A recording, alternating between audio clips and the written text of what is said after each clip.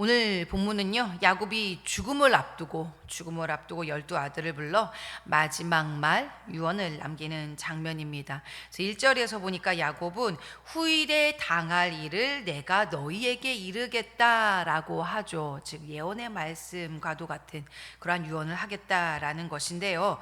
그런데 말이죠, 정작 야곱이 꺼낸 말은 후일에 당할 일이라기보다는 아들들의 오랜 과거 이야기를 지금 끄집어내고 있습니다. 앞으로의 일을 이야기하겠다면서 왜 야곱은 지나간 과거를 다시 꺼내는 것일까요? 오늘 말씀은 우리에게 우리의 지나오는 과거가 우리의 미래와도 연결되어 있음을 보여줍니다. 그런데 한 가지 더 놀라운 사실은요, 읽어보면 뭔가 축복된 메시지, 이제 마지막에 보통 아버지들이 막 축복하잖아요. 그래서 굉장히 좀 좋은 내용들, 기대되는 내용이었는데 막상 읽어보면 어때요? 좋은 얘기가 별로 안 나옵니다. 이거 아버지가 축복하는 거 맞아? 그럼에도 불구하고 28절은요, 이 모든 말들에 대하여 그들 각 사람의 분량대로 축복하였다라고 기록되어 있습니다. 책망도 있고 죄에 대한 분명한 경고의 말씀도 있는데 성경은 이것을 일컬어 축복이라고 말합니다. 왜 그럴까요?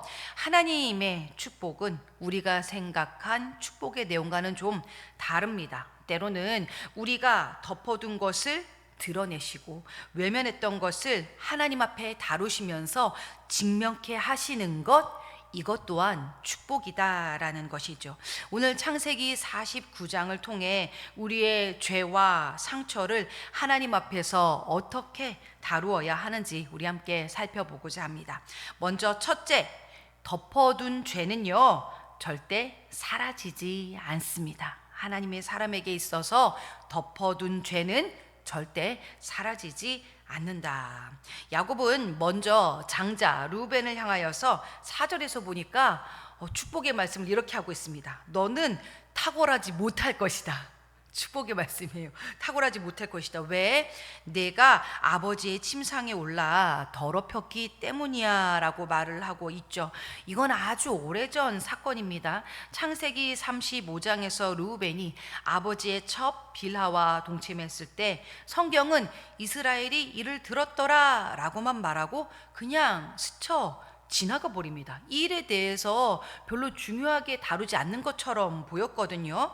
그 이후에 보면은 르우벤이 회개했다는 기록도 없고 야곱이 그 일을 제대로 책망했다, 다루었다는 기록도 없습니다. 그런데 지나갔다고 해서, 그냥 넘어갔다고 해서 여러분 해결된 것은 아니었다라는 것이죠. 오랜 시간이 흐른 뒤 오늘 49장에서 그 일이 다시 등장합니다. 뿐만 아닙니다. 그 다음에 나오는 시므온과 레위도 비슷하죠.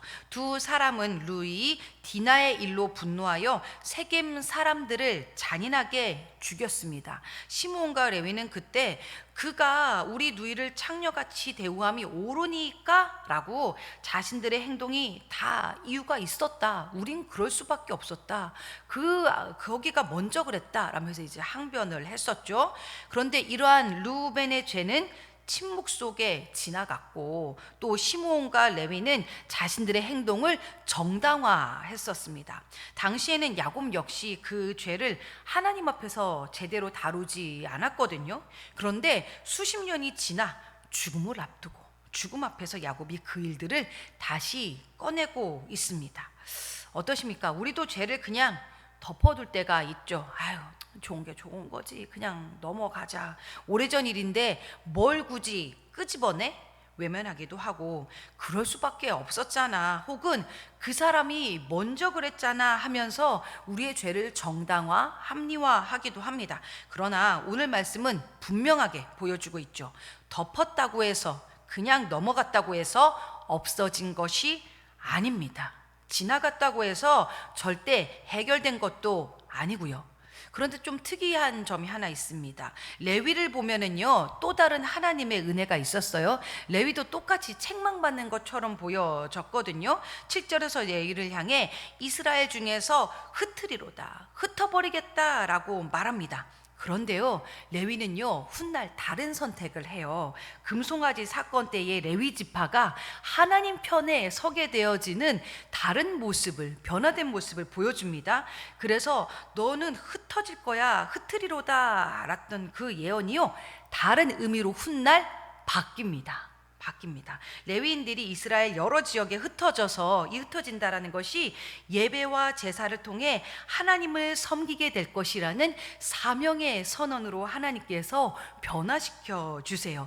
죄 때문에 선언되었던 흩어짐, 처음에는 책망을 했던 그 흩어짐이요, 하나님을 선택하고 회개한 그들의 변화로 인해서 섬김의 선언으로, 섬김의 자리로 바뀌었다라는 것입니다. 심판의 흔적이 도리어 사명의 자리로 변화된 케이스입니다. 뭐를 통해?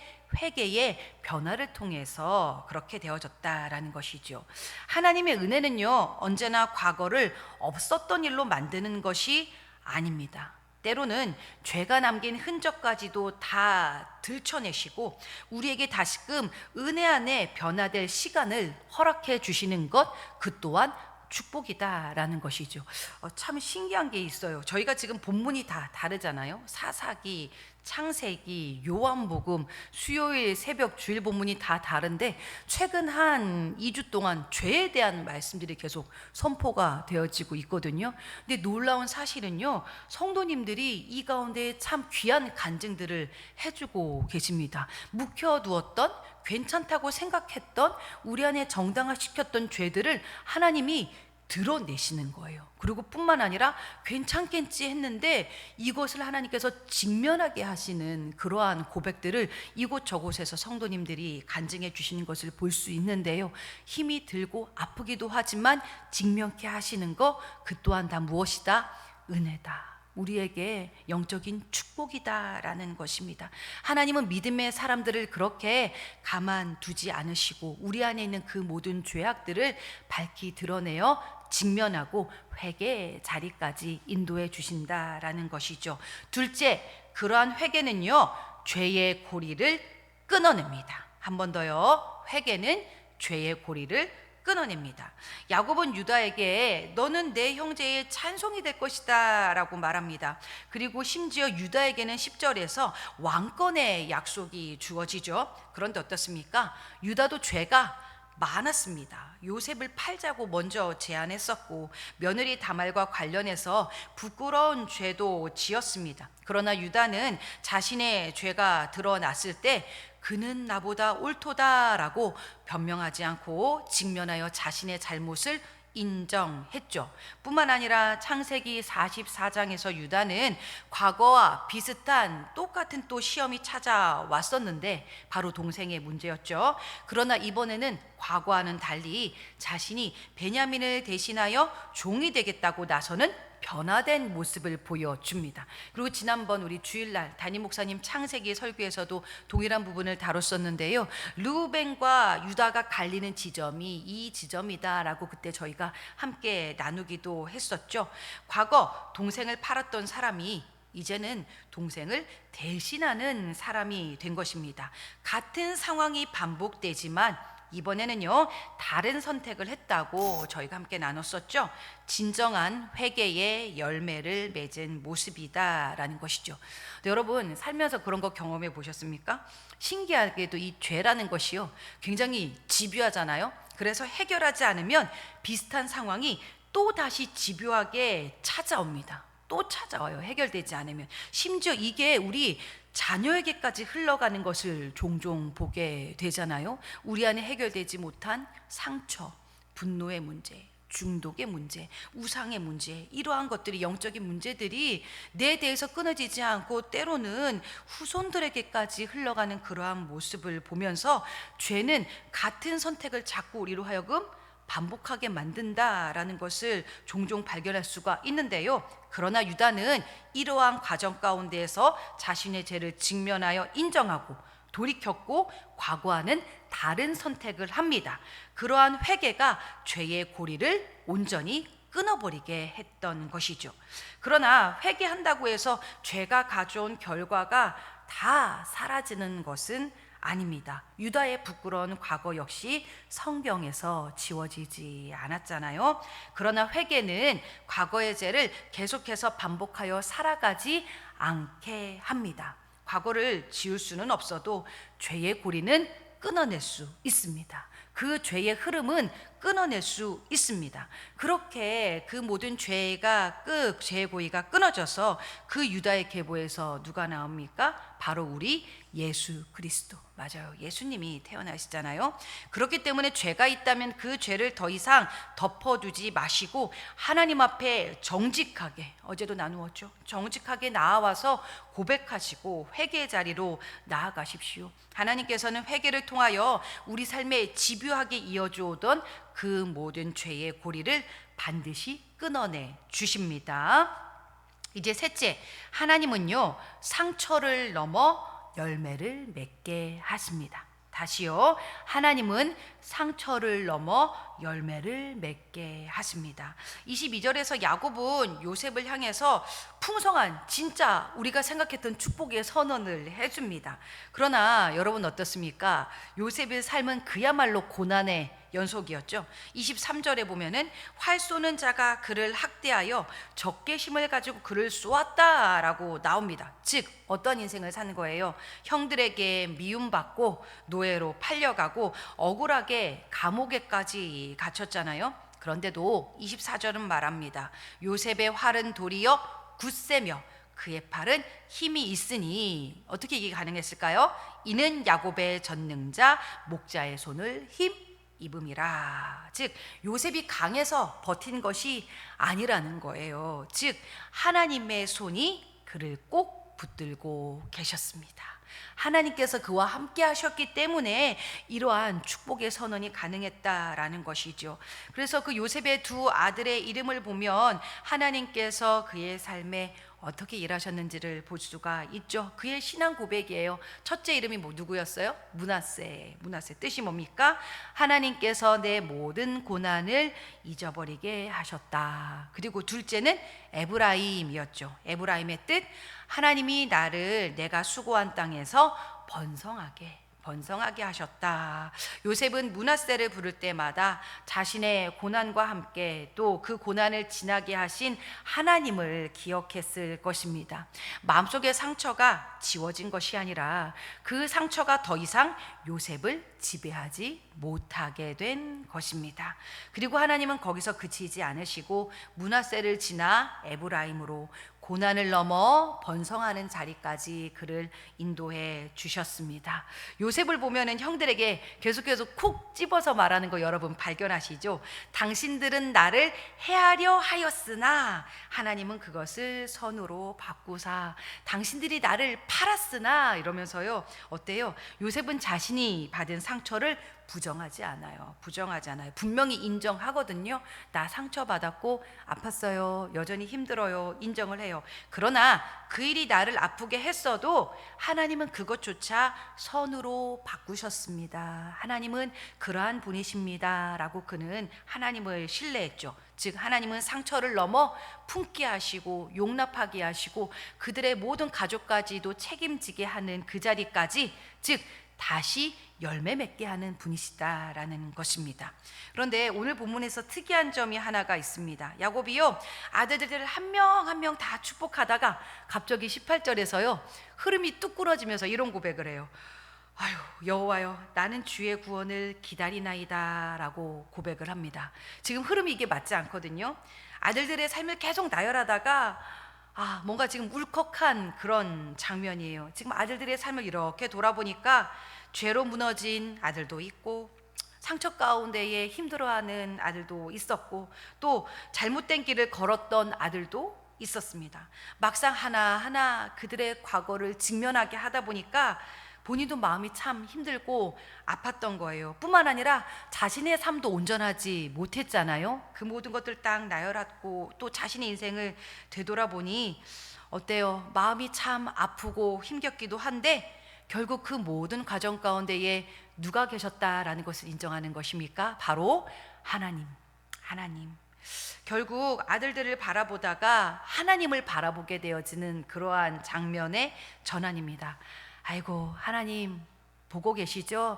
우리에게 인간에게 소망이 없습니다. 우리가 이렇게 연약하고 부족합니다. 그래서 그저 하나님만 바라봅니다. 하나님만 의지합니다. 여호와여, 나는 주의 구원을 기다리나이다 라고 지금 고백을 하는 것입니다. 이 가정의 소망은 자녀들의 그리고 아버지 야곱의 완전함이 있는 것이 아니라 그들을 붙들어 주시고 구원하시는 하나님께 있었습니다.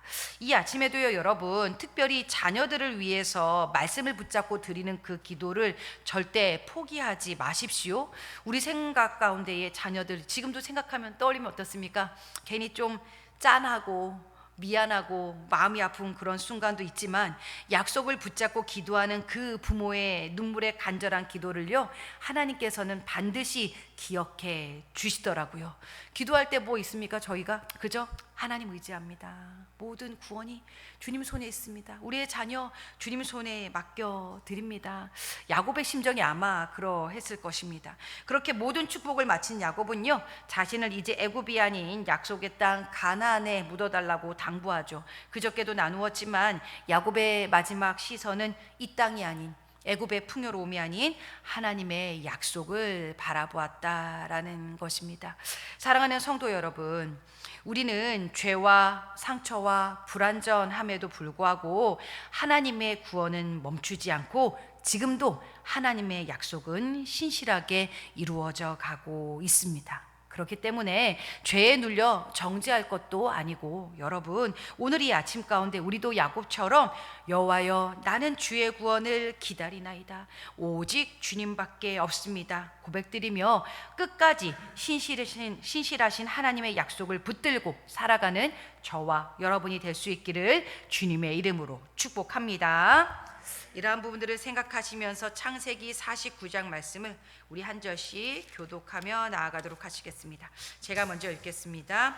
야곱이 그 아들들을 불러 이르되 너희는 모이라. 너희가 후일에 당할 일을 내가 너희에게 이르리라. 너희는 모여 들으라. 야곱의 아들들아, 너희 아버지 이스라엘에게 들을지어다. 르우벤아, 너는 내 장자요, 내 능력이요, 내 기력의 시작이라. 위풍이 월등하고 권능이 탁월하다마는 물의 끓음 같은즉 너는 탁월하지 못하리니 내가 아버지의 침상에 올라 더럽혔음이로다. 그가 내 침상에 올랐었도다. 시므온과 레위는 형제요, 그들의 칼은 폭력의 도구로다. 내 호나 그들의 모의에 상관하지 말지어다. 내 영광아 그들의 집회에 참여하지 말지어다.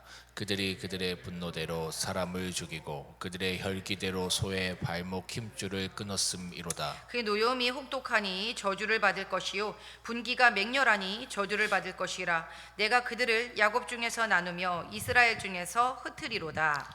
유다야, 너는 내 형제의 찬송이 될지라. 내 손이 내 원수의 목을 잡을 것이요, 내 아버지의 아들들이 내 앞에 절하리로다. 유다는 사자 새끼로다. 내 아들아, 너는 움킨 것을 찢고 올라갔도다.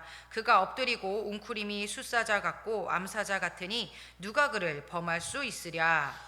그가 유다를 떠나지 아니하며 통치자의 지팡이가 그 발 사이에서 떠나지 아니하기를 실로가 오시기까지 이르리니 그에게 모든 백성이 복종하리로다. 그의 나귀를 포도나무에 매며 그의 암나귀 새끼를 아름다운 포도나무에 맬 것이며 또 그 옷을 포도주에 빨며 그의 복장을 포도즙에 빨리로다. 그의 눈은 포도주로 인하여 붉겠고 그의 이는 우유로 말미암아 희리로다. 스불론은 해변에 거주하리니 그곳은 뱀에는 해변이라. 그의 경계가 시돈까지리로다.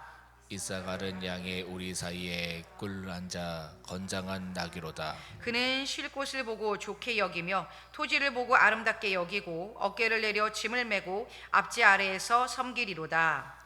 나는 이스라엘 한 지파 같이 그의 백성을 심판하리로다. 다는 길섭의 뱀이요 새끼의 독사로다. 말굽을 물어서 그 탄자를 뒤로 떨어지게 하리로다. 여호와여, 나는 주의 구원을 기다리니이다. 갓은 군대의 추격을 받으나 도리어 그 뒤를 추격하리로다. 아셀에게서는 나는 먹을 것은 기름진 것이라. 그가 왕의 수라상을 차리리로다. 납달리는 노인 암사슴이라. 아름다운 소리를 바라는도다. 요셉은 무성한 가지 곧 샘 곁에 무성한 가지라. 그 가지가 담을 넘었도다. 활 쏘는 자가 그를 학대하며 적개심을 가지고 그를 쏘았으나 요셉의 활은 도리어 굳세며 그의 팔은 힘이 있으니 이는 야곱의 젖는 자 이스라엘의 반석인 목자의 손을 힘입니라. 네 아버지 하나님께로 말미암나니 그가 너를 도우실 것이요 전능자로 말미암나니 그가 내게 복을 주실 것이라. 위로 하늘의 복과 아래로 깊은 샘의 복과 젖먹이는 복과 태의 복이리로다. 내 아버지의 축복이 내 선조의 축복보다 나아서 영원한 산이 한없이 같이 이 축복이 요셉의 머리로 돌아오며 그 형제 중에 뛰어난 자의 정수리로 돌아오리로다. 베냐민은 물어뜯는 일이라. 아침에는 빼앗은 것을 먹고 저녁에는 움킨 것을 나누리로다. 이들은 이스라엘의 12지파라. 이와 같이 그들의 아버지가 그들에게 말하고 그들에게 축복하였으니 곧 그들 각 사람의 분량대로 축복하였더라. 그가 그들에게 명하여 이르되 내가 내 조상들에게로 돌아가리니 나를 햇사람 에브론의 밭에 있는 굴에 우리 선조와 함께 장사하라. 이 굴은 가나안 땅 마므레 앞 막벨라 밭에 있는 것이라. 아브라함이 햇사람 에브론에게서 밭과 함께 사서 그의 매장지를 삼았으므로 아브라함과 그의 아내 사라가 거기 장사되었고 이삭과 그의 아내 리브가도 거기 장사되었으며 나도 레아를 그곳에 장사하였노라. 이 밭과 거기 있는 굴은 햇사람에게서 산 것이니라. 함께 읽겠습니다. 야곱이 아들에게 명하기를 마치고 그 발을 침상에 모으고 숨을 거두니 그의 백성에게로 돌아갔더라. 아멘.